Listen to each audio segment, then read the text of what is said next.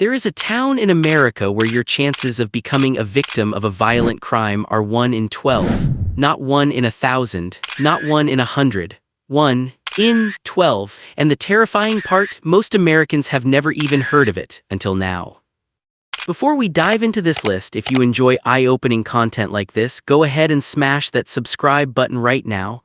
Over 70% of the people who watch these videos aren't subscribed yet, and trust me, you don't want to miss what's coming next on this channel. One tap, that's all it takes. Now let's get into it. The United States is home to some of the most beautiful cities on the planet. Stunning skylines, charming small towns, neighborhoods where kids ride bikes until the streetlights come on. But then there's the other side. The side nobody puts on a postcard.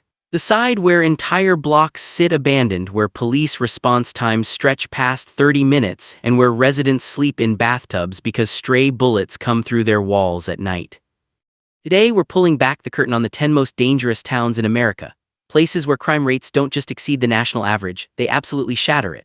We're talking towns where the murder rate rivals war zones, where property crime is so common that residents just stop reporting it, and where one small city has earned a nickname so terrifying that even seasoned law enforcement officers pause before accepting a transfer there. Some of these places you've definitely heard of, but others are going to genuinely shock you, especially number 3, a town so small that statistically, nearly everyone living there has been a victim of a crime at some point. That one floored me when I was researching this.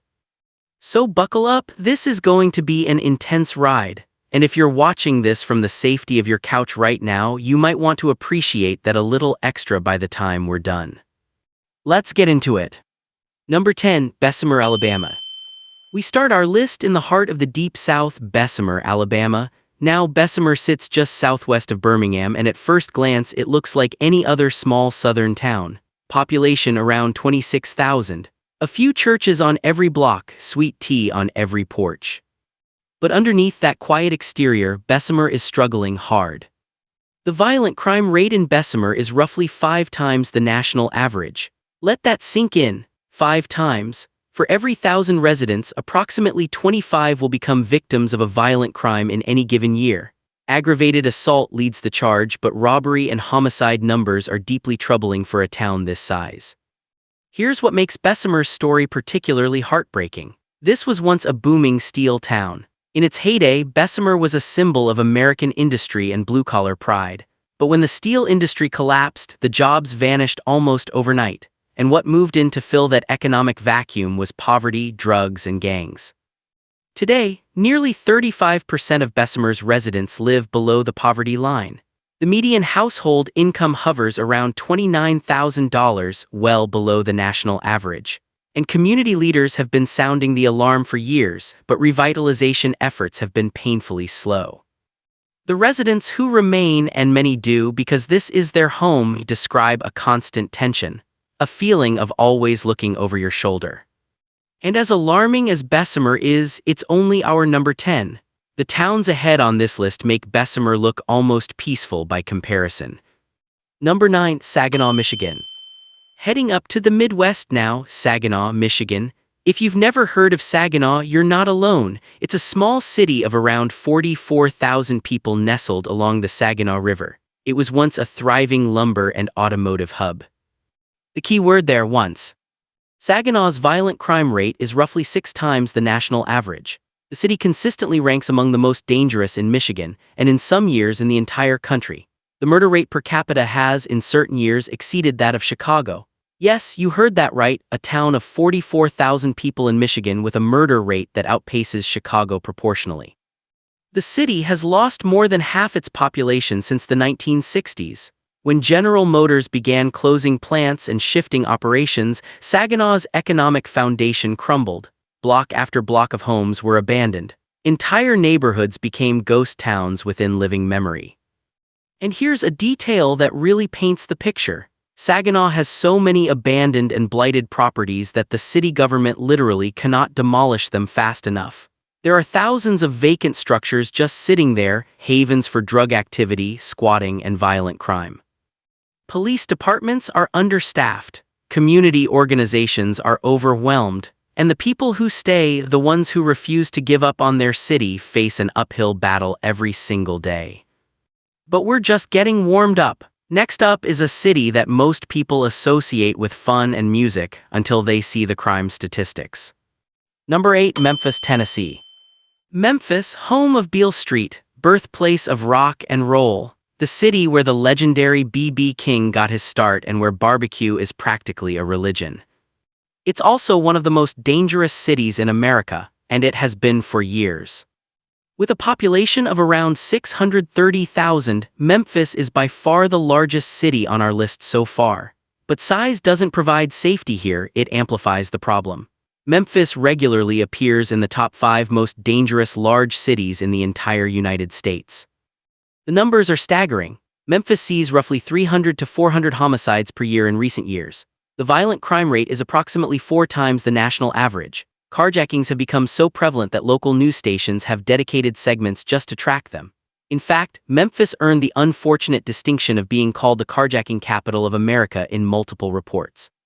What's driving this? A combination of deep poverty. Nearly 25% of residents live below the poverty line, gang activity, drug trafficking corridors, and a police department that has struggled with recruitment and retention. At one point, the Memphis Police Department was short hundreds of officers from its authorized strength. Here's a story that captures the reality. In 2023, a local school teacher was interviewed by a national outlet about life in Memphis. She said, and I'm paraphrasing, "I love this city with everything I have. But I also know which intersections to avoid, which gas stations not to stop at after dark, and I never, ever leave my car running unattended, not even for 10 seconds. That's not paranoia. That's survival strategy in a city that desperately needs more resources, more investment, and more attention." And speaking of cities that need attention, the next one on our list is a place that has been crying out for help for decades, and the rest of America has largely looked the other way. Number 7, Baltimore, Maryland. Baltimore, Charm City, a place with incredible history, world-class hospitals, a legendary harbor, and some of the best crab cakes you'll ever taste. It's also a city where the phrase "another body" has become tragically routine. Baltimore has exceeded 300 homicides per year for multiple consecutive years. In a city of roughly 570,000 people, that translates to a murder rate that is consistently among the highest in the nation, and in some years, the highest among major American cities. The violent crime rate in Baltimore is approximately 5 to 6 times the national average. Certain neighborhoods, particularly in West Baltimore and East Baltimore, have been devastated by decades of disinvestment, the crack epidemic, the opioid crisis, and systemic neglect.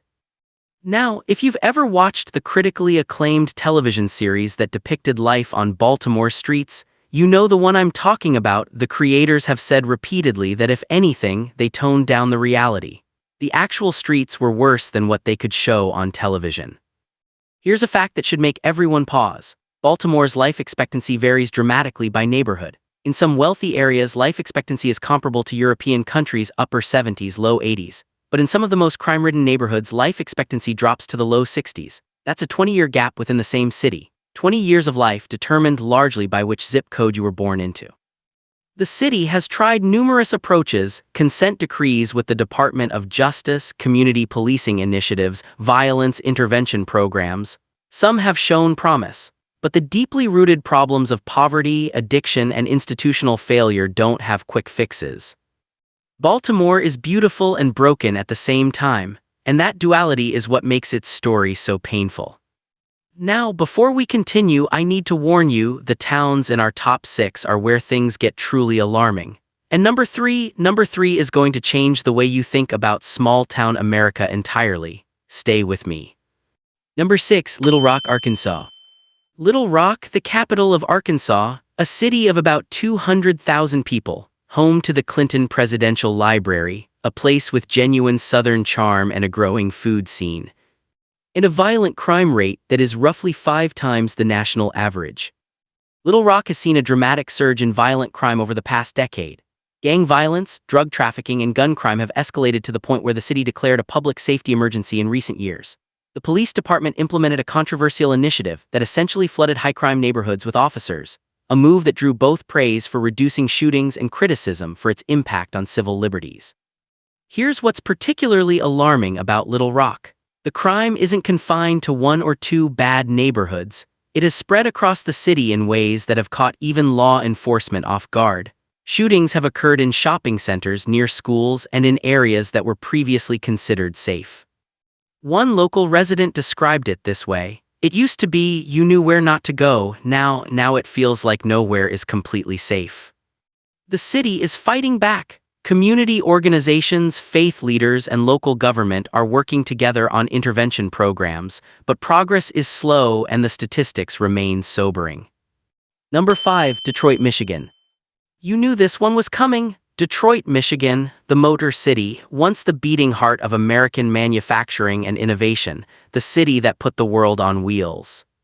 Today, Detroit is synonymous with urban decline and dangerous crime.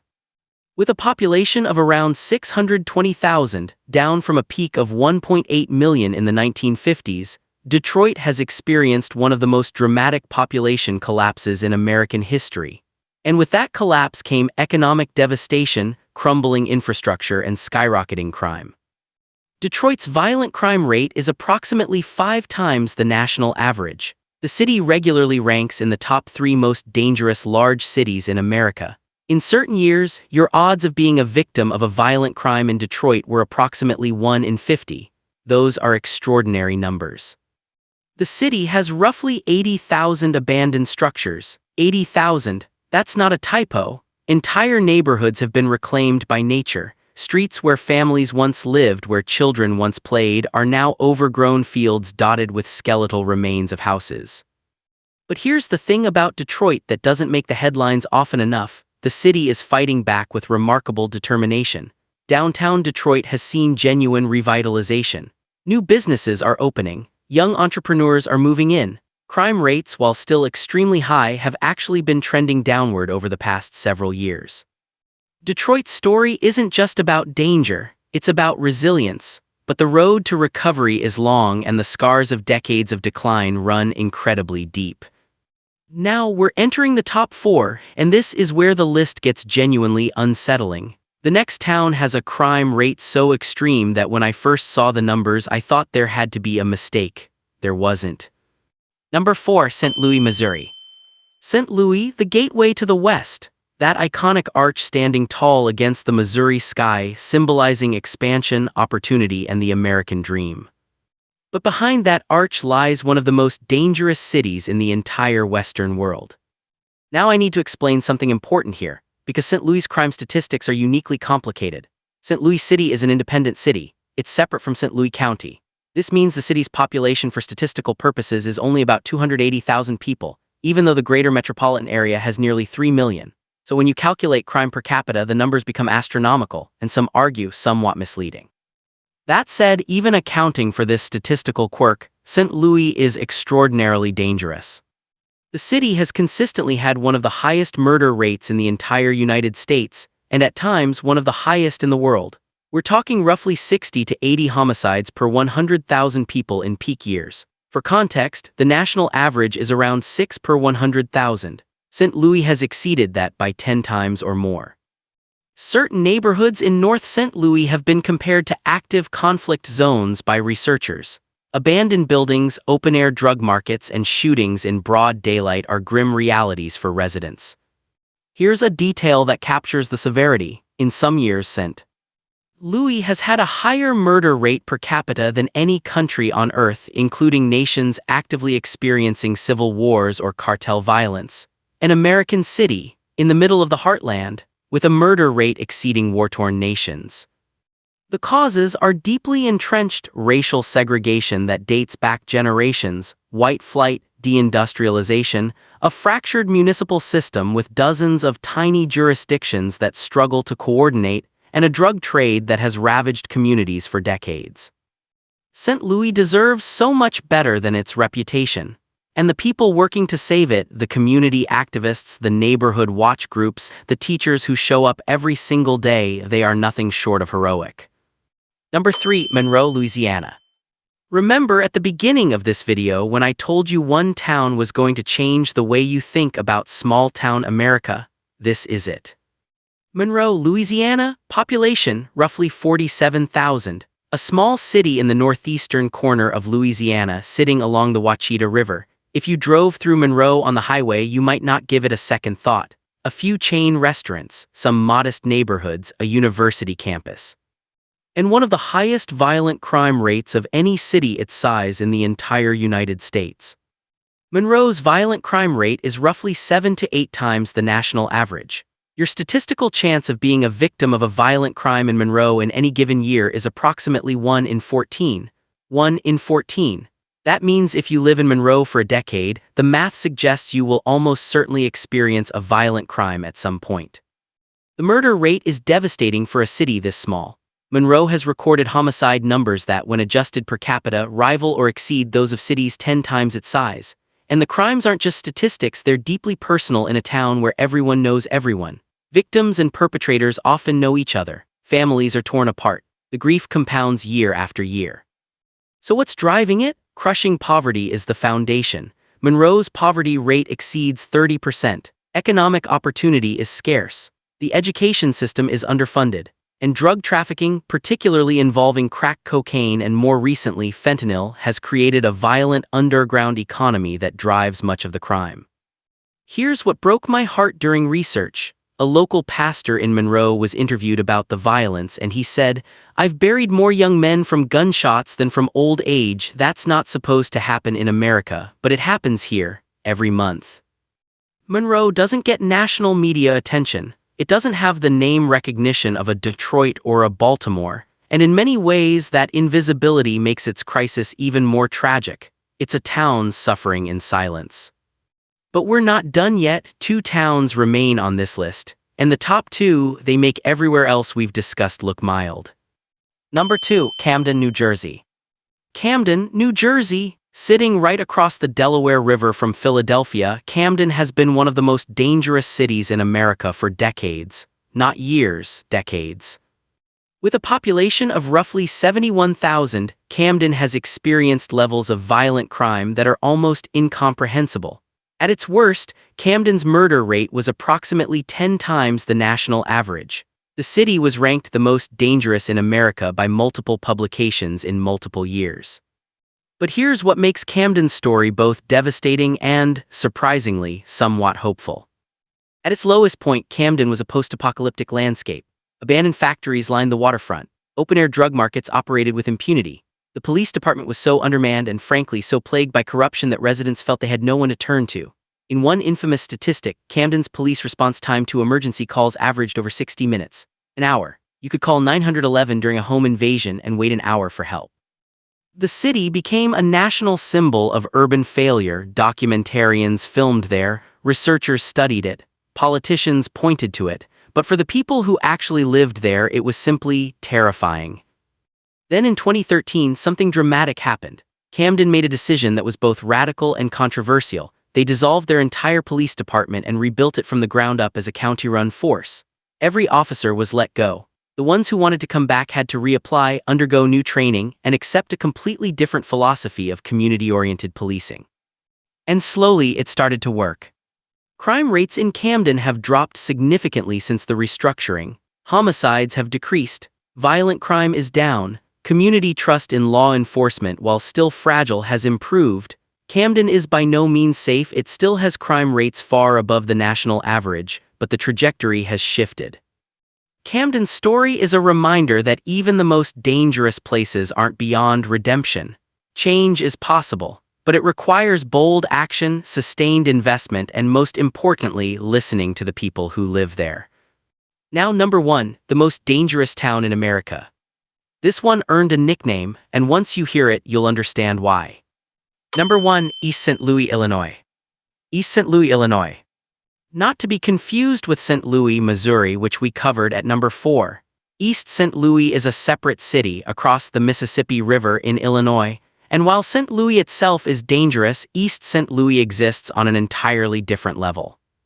Population, roughly 18,000 people. That's it, 18,000. A town smaller than most suburban subdivisions, and it is, by virtually every statistical measure, the most dangerous town in America. The violent crime rate in East St. Louis is approximately 12 to 15 times the national average.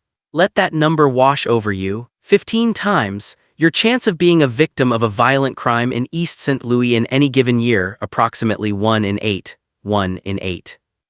The murder rate per capita has in some years been the highest in the entire Western Hemisphere, not the United States, the entire Western Hemisphere, higher than any city in Brazil, higher than any city in Mexico, higher than anywhere in Central America. This is where East St. Louis earned its nickname, a name whispered by law enforcement, researchers, and residents alike, the most dangerous small town in America. Some have gone further, calling it simply the kill zone. And the conditions that created this nightmare are a textbook case of what happens when every system fails simultaneously. East St. Louis was once an industrial powerhouse. Meatpacking plants, aluminum smelters, chemical factories, the town was a blue-collar engine. But beginning in the 1960s, those industries left. And they didn't just decline gradually, they vanished. The tax base collapsed. White flight was extreme and rapid. By the 1980s, East St. Louis was in financial ruin. The consequences were catastrophic. The city couldn't afford to maintain basic services. Streetlights went dark, roads crumbled, raw sewage backed up into homes and streets because the sewer system failed. At one point, the city couldn't even afford to bury its dead. Bodies were stored in a makeshift morgue because there was no budget for burials. And into that vacuum of governance and hope, crime flourished. Drug trafficking became the dominant economy. Gang violence escalated to warlike levels. The police force shrank to a skeleton crew. In some periods, East St. Louis had fewer than 30 officers to patrol the entire city. 30. Some shifts had as few as 4 officers covering every square mile. Here's a story that encapsulates the reality. A documentary crew visited East St. Louis and asked a teenage resident what he wanted to be when he grew up. His answer? Alive. He wasn't being dramatic, he was being honest. Despite all of this, despite decades of neglect, violence, and abandonment, there are people in East St. Louis who refuse to leave. Community leaders who organize block parties to reclaim their streets. Teachers who show up to underfunded schools every morning. Pastors who turn their churches into safe havens. These people are not statistics, they are fighters, and their courage in the face of overwhelming odds is one of the most powerful stories in America that almost nobody is telling. East St. Louis is the most dangerous town in America, but it is also a town filled with people who deserve far, far better than the hand they've been dealt. So there you have it, the 10 most dangerous towns in America. From Bessemer, Alabama, where the steel industry's collapse left a community vulnerable, to Saginaw, Michigan, with its thousands of abandoned homes. From Memphis, the carjacking capital, to Baltimore, where your life expectancy can change by 20 years depending on your zip code. We covered Little Rock's spreading violence, Detroit's staggering 80,000 abandoned buildings, and St. Louis' murder rate that has exceeded those of countries at war. We uncovered Monroe, Louisiana, a small town suffering in near-total silence. We witnessed Camden's radical experiment in rebuilding its police force from scratch. And we arrived at East St. Louis, Illinois, a town of just 18,000 people with a violent crime rate 15 times the national average, where a teenager's greatest ambition is simply to survive. These aren't just numbers, these are communities, these are families. These are real people navigating real danger every single day, and their stories deserve to be heard, understood, and most importantly, acted upon. If this video opened your eyes even a little, do me a favor and hit that like button. It genuinely helps more people see content like this, and these stories deserve a wider audience. Drop a comment below and tell me which town on this list surprised you the most. Was there one you'd never heard of before? And if you've actually lived in or visited any of these places, I'd love to hear your perspective. Your first-hand experience matters more than any statistic. If you're not subscribed yet, now's the time. Hit that subscribe button and tap the notification bell so you never miss a video. We cover stories like this every week, the fascinating, the shocking, and the overlooked corners of America that most people never hear about. Thank you for watching, stay safe out there, and I'll see you in the next one.